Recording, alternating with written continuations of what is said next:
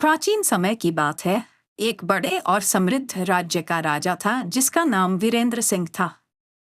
वीरेंद्र सिंह एक वीर और निपुण राजा था, परंतु उसके मन में एक बड़ा अभिमान और क्रोध भरा हुआ था। राज्य की जनता उससे डरती थी और दरबार में कोई भी मंत्री या सलाहकार उसे सही मार्गदर्शन देने से डरता था। इसी राज्य में एक नाई रहता था जिसका नाम रमेश था। वह बहुत ही बुद्धिमान और शांत स्वभाव का व्यक्ति था। उसकी बुद्धिमानी की चर्चा पूरे राज्य में थी। राजा वीरेंद्र सिंह ने अपने राज्य को भली भांति चलाया, लेकिन धीरे धीरे उसके अंदर घमंड और अहंकार घर कर गया। इसी बीच राजा ने निर्णय लिया कि वह सभी मंत्रियों, दरबारियों और प्रजा के लोगों से मिलकर उनकी समस्याएं सुनेगा और समाधान देगा। हर कोई राजा से मिलने में घबराता था, क्योंकि वे जानते थे कि राजा जल्दी क्रोधित हो जाता है और किसी की भी गलती पर कठोर सजा दे सकता है। एक दिन राजा के बाल बहुत बढ़ गए थे और उसे नाई की जरूरत महसूस हुई। वह दरबार में अपने नाई से बाल कटवाने बैठा, पर नाई से गलती से राजा के कान पर हल्की सी चोट लग गई। राजा का क्रोध 7वें आसमान पर पहुंच गया। क्रोध में राजा ने नाई को सजा देने का निर्णय लिया, लेकिन नाई ने नम्रता से कहा, महाराज, मेरे लिए सजा का निर्णय आप पर है, लेकिन क्या मैं कुछ कह सकता हूँ? राजा को कुछ अजीब सा लगा, क्योंकि अक्सर लोग उनसे डरते थे और कुछ भी कहने की हिम्मत नहीं करते थे। उन्होंने कहा, ठीक है, तुम्हारी बात सुनने का समय दूंगा, लेकिन अगर तुमने समय बर्बाद किया तो तुम्हें 2 गुनी सजा मिलेगी। नाई ने कहा, महाराज, मैं एक छोटा सा उदाहरण देकर आपको कुछ समझाना चाहता हूँ। राजा ने रुचि दिखाते हुए कहा, ठीक है, बताओ। नाई ने कहा, महाराज, एक समय की बात है, एक बड़े जंगल में एक शेर रहता था। वह बहुत ताकतवर था और जंगल के सभी जानवर उससे डरते थे। शेर ने जंगल में यह ऐलान कर रखा था कि हर जानवर उसे हर महीने एक शिकार करके देगा, वरना वह खुद जंगल में जाकर शिकार करेगा। जानवर डर के मारे उसे शिकार देते रहे, लेकिन शेर का स्वभाव क्रूर होता गया। वह सोचने लगा कि मैं ही जंगल का राजा हूं और सब मुझसे डरते हैं।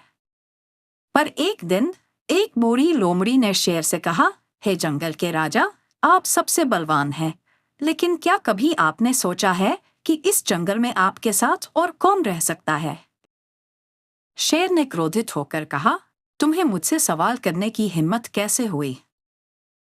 लोमड़ी ने धीरे से कहा, महाराज, आप सच में बलवान हैं, परंतु कभी कभी हमें समझने की जरूरत होती है कि सिर्फ शक्ति ही नहीं, बुद्धि का होना भी जरूरी है। अगर जंगल के सभी जानवर डर के मारे यहाँ से भाग गए तो आप किस पर राज करेंगे? शेर सोच में पड़ गया और धीरे धीरे उसे यह समझ में आया कि उसका घमंड ही उसकी कमजोरी बन रहा था। अगर उसने जानवरों के प्रति थोड़ी दया दिखाई होती तो शायद वह सभी का प्रिय होता और बिना डर के उसे राजा मानते। राजा ने नाई से कहा, तुम्हारा उदाहरण काफी दिलचस्प था, लेकिन इसका मेरी स्थिति से क्या लेना देना है? नाई ने मुस्कुराते हुए कहा, महाराज, जैसे शेर को अपनी कमजोरी का एहसास हो गया था, वैसे ही अगर हम समझे कि घमंड और क्रोध सिर्फ नाश का कारण बनते हैं, तो हम ज्यादा अच्छा राजा और इंसान बन सकते हैं। जब हम अपनी शक्ति का गलत इस्तेमाल करते हैं तो लोग हमसे डरने लगते हैं, और डर कभी स्थायी सम्मान या प्रेम नहीं ला सकता। राजा को अब अपनी गलती का एहसास हो गया था। उसने तुरंत निर्णय लिया कि वह अपने घमंड और क्रोध को त्यागेगा और अपनी प्रजा के साथ अधिक समझदारी और दयालुता से पेश आएगा। उसने नाई को धन्यवाद देते हुए कहा, तुम्हारी बुद्धिमानी ने आज मुझे बहुत बड़ा सबक दिया है। मैं तुम्हें सजा नहीं बल्कि इनाम देना चाहता हूँ। नाई ने विनम्रता से कहा, महाराज, मुझे किसी इनाम की आवश्यकता नहीं। अगर आप अपनी प्रजा के प्रति दयालु रहेंगे, वही मेरे लिए सबसे बड़ा इनाम होगा। राजा वीरेंद्र सिंह ने अपने राज्य में एक नए अध्याय की शुरुआत की। उसने अपने दरबारियों और मंत्रियों को खुलकर सलाह देने की अनुमति दी और प्रजा की समस्याओं को सुनने के लिए एक सभा स्थापित की। धीरे धीरे राजा का व्यवहार बदल गया और उसकी प्रजाओं से पहले से अधिक सम्मान और प्रेम करने लगी। राजा वीरेंद्र सिंह को यह समझ में आ गया था कि शक्ति का सही उपयोग वही है जब वह लोगों के भले के लिए हो, न कि केवल दिखावे के लिए।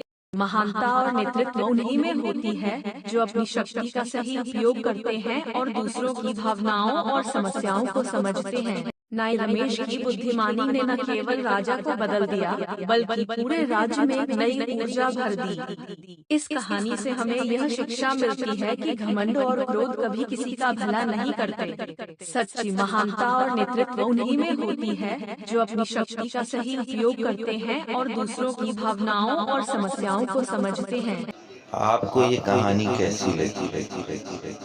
लाइक और सब्सक्राइब जरूर करें। धन्यवाद।